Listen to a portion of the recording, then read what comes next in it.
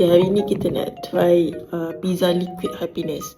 Selalu depan kedai ni abang ramai gila orang. Kebetulan hari ni lalu macam tak ada orang tau. So terus masuk. Masa tu tak tahu lagi rupanya dia jual pizza je. Kata ada pizza je. So tengok pizza, kita belilah pizza. So ni kita buat makan kat rumah. Pizza ni nampak macam lembut. Tengok. Sekejap. Okay. Kita makan, bismillah.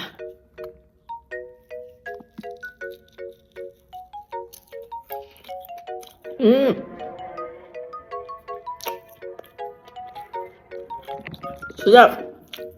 Lembut. Ni aku beli dari pukul 5 lebih. Sebab aku puasa kan. Ni buka puasa baru makan. Sedap. Sedap.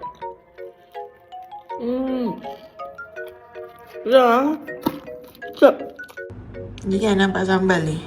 Sambal ni sedap gila. Dia macam pedas-pedas manja saja, tak pedas sangat. Tapi memang sedap lah yang ni. Dia macam pedas-pedas manja sikit. Tapi dia macam ada garing-garing. Sedap.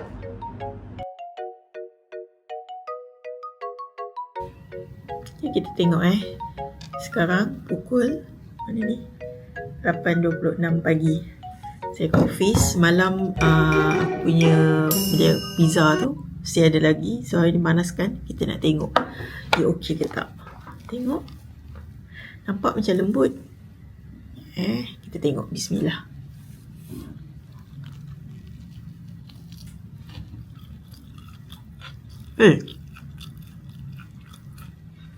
Masih okey lagi lah. Lembut.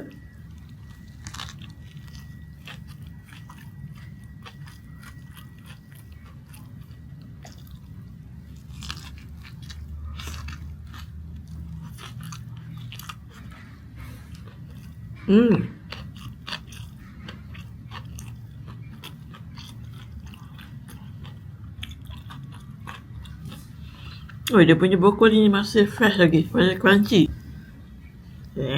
Dia kan, dia lembut lagi. Tengok. Kalau tengok ni, tengok. Okay. Tengok bismillah.